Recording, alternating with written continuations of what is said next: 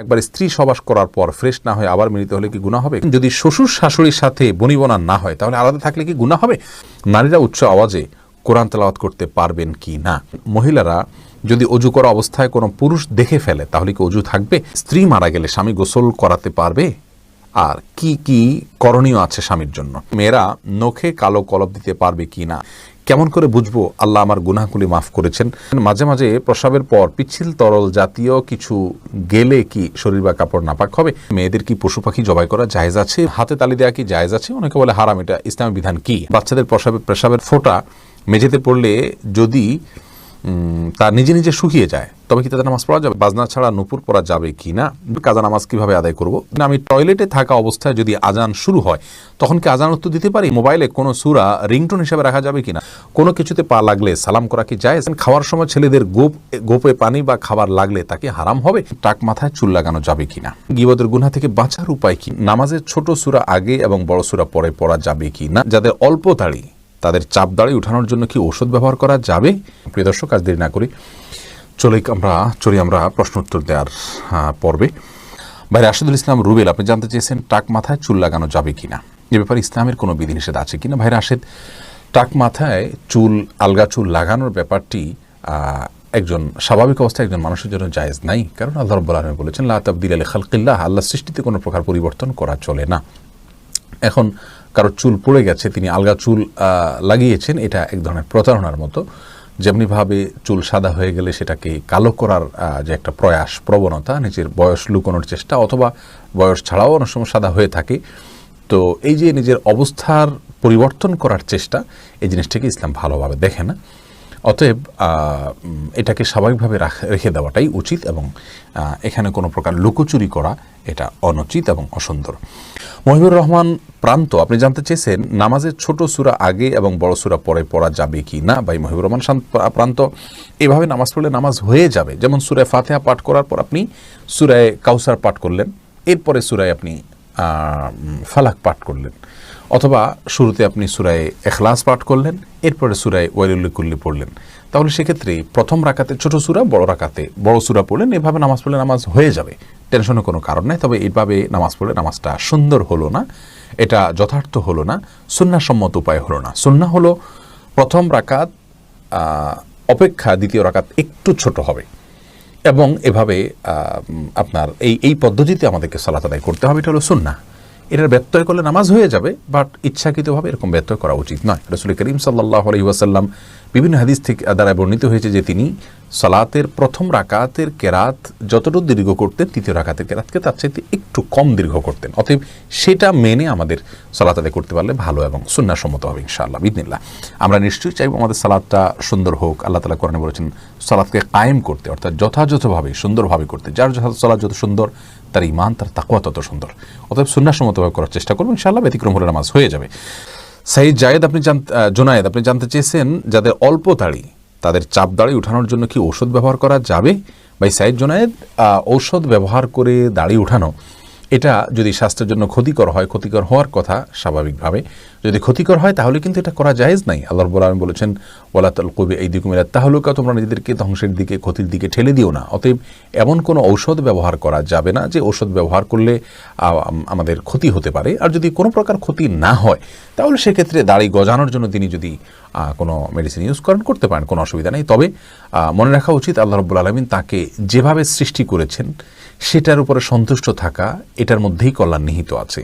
চাপদাড়ি বা গালভর্তি দাড়ি হলে অনেক সুন্দর দেখা যাবে, সন্দেহ নাই, কিন্তু আল্লাহ রাব্বুল আলামিন আমাকে যেভাবে সৃষ্টি করেছেন, আল্লাহর এই ফয়সালায় সন্তুষ্ট হয়ে যাওয়া, এটার ভিতরেও কিন্তু এক ধরনের তৃপ্তি আছে, এর মধ্যে এক ধরনের শান্তি আছে। এই জন্য এই ধরনের পথগুলো অবলম্বন না করা ভালো।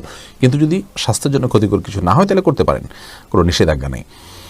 তামান্না ইসলাম সেতু, আপনি জানতে চেয়েছেন মেয়েদের কি পশু পাখি জবাই করা জায়েজ আছে? বোন, অবশ্যই জায়েজ আছে।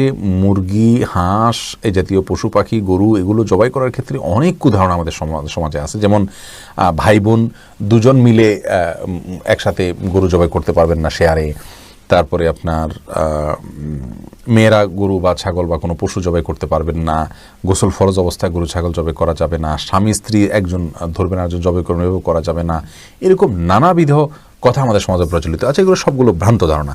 ছেলেরা যেমন জবাই করতে পারবেন, মেয়েরাও কিন্তু সেভাবে আপনার জবাই করতে পারবেন, কোনো অসুবিধা নেই। জবের যে শর্ত আছে বিসমিল্লাহ আল্লাহু আকবার বলে জবাই করে ফেলবেন। মোহাম্মদুল্লাহ হাবিব আপনি জানতে চেয়েছেন, রেস্টুরেন্টে মুরগি দ্বারায় তৈরি কোনো খাবার গ্রহণের সমস্যা আছে কি, বিশেষ করে ড্রেসিংয়ের ব্যাপারে? দেখুন, রেস্টুরেন্টে মুরগি খেতে পারেন যদি আপনার কোনো হারামের কোনো আলামত না থাকে বা প্রবল কোনো সন্দেহ না হয় যে এখানে হারামের মিশ্রণ আছে। শুধু খুঁতখুঁতে স্বভাবের কারণে এটাকে বর্জন করার হারাম মনে করার কোনো কারণ নেই। আর ড্রেসিংয়ের বিষয়ে ডক্টর খন্দকার আব্দুল্লাহ জাহাঙ্গীর রহমানুল্লাহর গবেষণা সবচেয়ে আমার কাছে সমৃদ্ধ এবং যুক্তিসঙ্গত মনে হয়। আব্দুল্লাহ জাহাঙ্গীর রহমাহুল্লাহর গবেষণাটির আগে আমরা ভিন্ন যে গবেষণা আছে সেটা বলছি। আমাদের দেশে অনেক ওলামা একরাম মনে করেন যে মুরগির ড্রেসিং করলে সে মুরগি খাওয়া জায়েজ নেই, এবং সেক্ষেত্রে তাদের যুক্তি হলো যে মুরগি জবাই করার পর তার পেটে যদি ড্রেসিং বলতে নাড়িবুড়ি বের করা ছাড়া যদি ড্রেসিং করা হয়, তার পেটে যদি নাড়িবুড়ি থাকে ওই অবস্থায় যদি গরম পানিতে চুবানো হয় চামড়াটা পৃথক করবার জন্য, তাহলে সেক্ষেত্রে আপনার ভেতরের যে নাপাকগুলো আছে, তার মল আছে, নাড়ি ভুঁড়ির ভেতরে ময়লা আছে, সেগুলো গোশতের সাথে মিশে যেতে পারে। তাহলে নাপাক মিশে গেলে আর খাওয়া যাবে না। এই জন্য ড্রেসিং এভাবে করা, অর্থাৎ পেটে নাড়ি ভুঁড়ি রেখে পানিতে গরম পানিতে ড্রেসিং করা ওলামা একরাম নাজায়েজ বলেন। আর আব্দুল্লাহ জাহাঙ্গীর রহমাহুল্লাহ যুক্তি হলো যে আসলে যেহেতু এটা কয়েক সেকেন্ডের ব্যাপার, জাস্ট চুবানো হয় এবং উঠানো হয়, এই কয়েক সেকেন্ডের মধ্যে আপনার ওই নাড়ি বুড়ির যে ময়লা সেটা গোশতের মধ্যে চলে যায় না, পৌঁছে যায় না। এটাই হলো বাস্তবতা। এত অল্প সময়ের ভিতরে এটা পৌঁছে যায় না।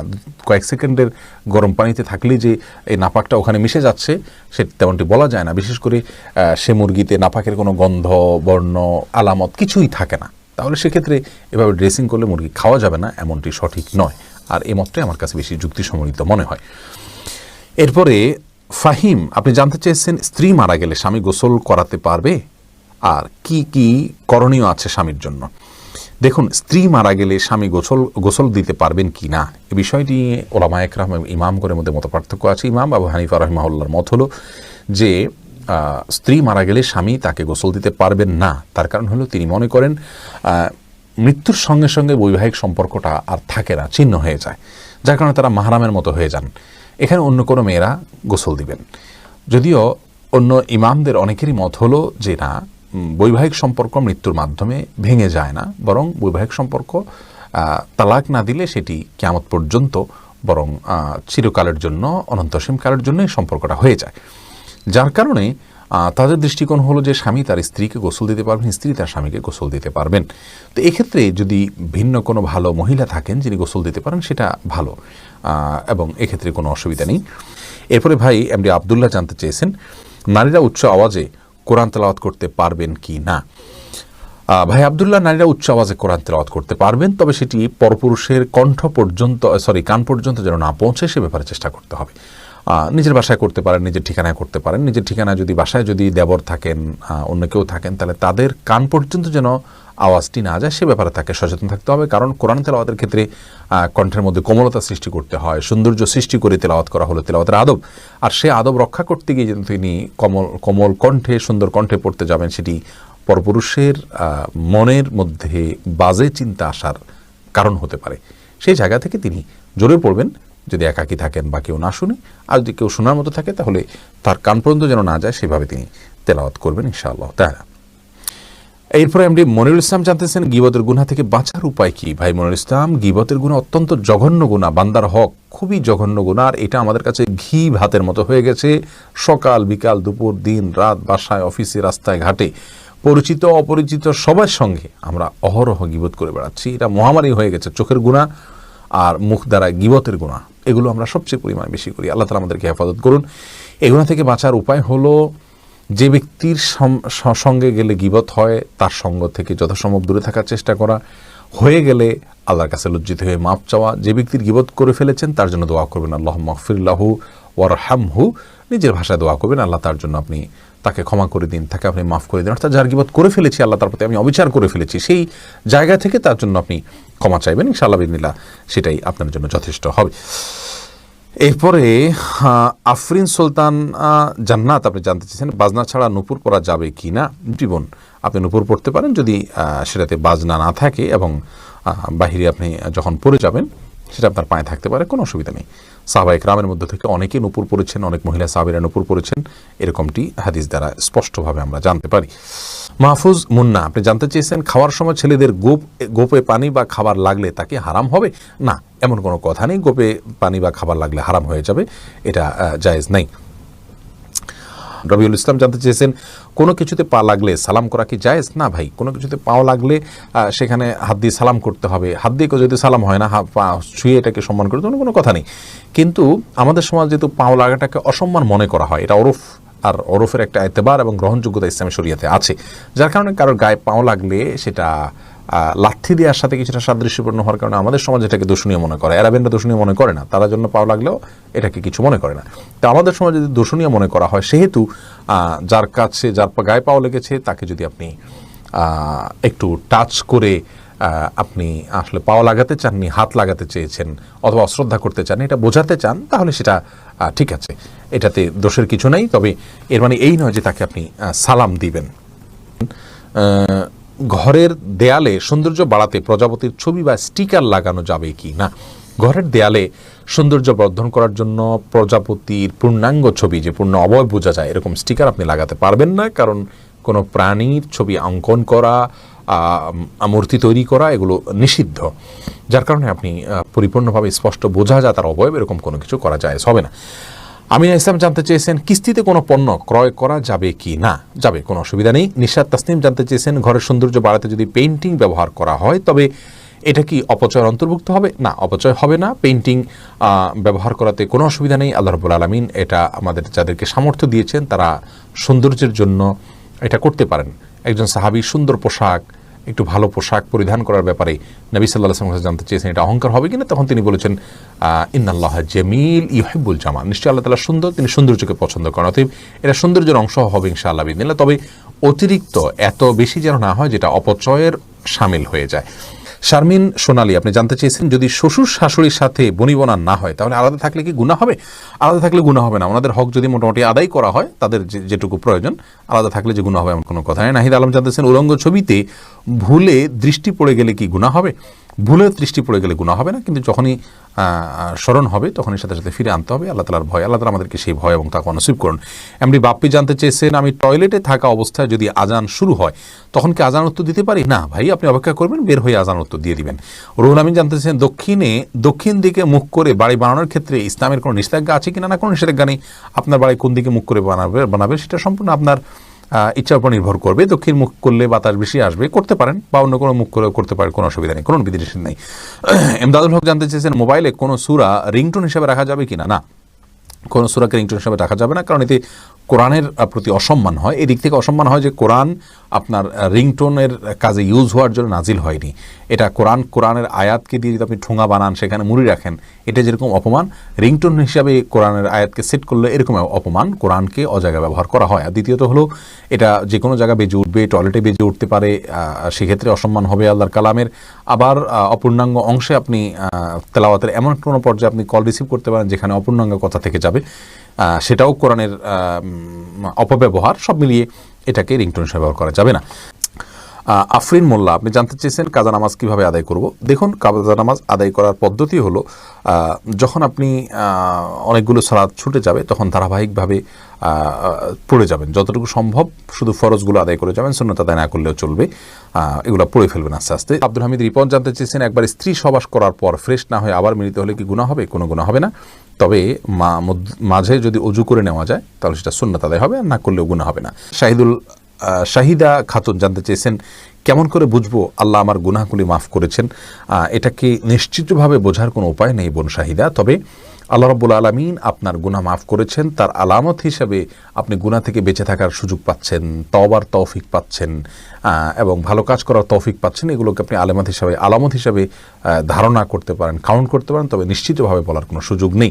এই জন্যই তো আল্লাহ রাব্বুল আলামিনের কাছে তওবা আমরা মৃত্যু পর্যন্ত করে যাব, মাগফিরাত আমরা মৃত্যু পর্যন্ত চেয়ে যাবো ইনশাআল্লাহ বিদিনিল্লাহ। মামুন চৌধুরী জানতে চেয়েছেন বাচ্চাদের পেশাবের ফোঁটা মেঝেতে পড়লে যদি তার নিজে নিজে শুকিয়ে যায়, তবে কি তাদের নামাজ পড়া যাবে? যদি নিজে নিজে শুকিয়ে যেমন কোনো আলামত না থাকে তাহলে সেখানে নামাজ পড়া যাবে। আব্দুল মমিন জানতে চেয়েছেন, মহিলারা যদি অজু করা অবস্থায় কোনো পুরুষ দেখে ফেলে তাহলে কি অজু থাকবে? দেখুন ভাই আব্দুল মমিন, অজু করা অবস্থায় কোনো পুরুষ দেখলে অজু ভাঙবে এমন নয়, তবে সেটা যদি ইচ্ছাকৃত দেখেন তাহলে গুনাহ হবে, আর অনিচ্ছাকৃত হলে গুনাহও হবে না, কিন্তু এই দেখার সাথে অজু ভাঙার কোনো সম্পর্ক না, অজু থাকবে ইনশাআল্লাহ। এমডি নাসির উদ্দিন জানতে চেয়েছেন, মাঝে মাঝে প্রস্রাবের পর পিচ্ছিল তরল জাতীয় কিছু গেলে কি শরীর বা কাপড় নাপাক হবে? যদি শরীরে লাগে তাহলে সে অংশটা ধুয়ে ফেলবেন, কাপড় লাগলে সে অংশটা ধুয়ে ফেলবেন, বাস তাহলেই চলবে। নাপাক হবে যেটুকু লাগবে সেটুকু জায়গা। জহিরুদ্দিন মোহাম্মদ বাবর জানতে চেয়েছেন, হাতে তালি দেওয়া কি জায়েজ আছে? অনেকে বলে হারাম, এটা ইসলামের বিধান কি? হাতে তালি দেওয়া এটাকে হারাম বলার সরাসরি কোনো সুযোগ নেই, তবে অবাক করা কোনো কিছু, ভালো কিছু দেখলে মুখে সুবহানাল্লাহ বলা, আশ্চর্য হলে সুবহানাল্লাহ বলা, মাশাআল্লাহ বলা, এটা হলো সুন্নাহ, হাতে তালি নয়। কিন্তু যদি কেউ হাতে তালি দেন তাহলে সেক্ষেত্রে হারাম হয়ে যাবে, এটা মোটেও সঠিক নয়। খোকর মিজি জানতে চেয়েছেন, মেয়েরা নখে কালো কলপ দিতে পারবে কি না? নখে যদি কলপ দেন এবং তাতে যদি আলাদা আবরণ পড়ে যায় যেটা খোসার মতো উঠে, তাহলে সেক্ষেত্রে ওইটা দিয়ে উজু করলে উজু হবে না। পিরিয়ড চলাকালীন সময় দিতে পারেন, আবার পিরিয়ড ভালো হওয়ার আগে সেটা তুলে ফেলতে হবে।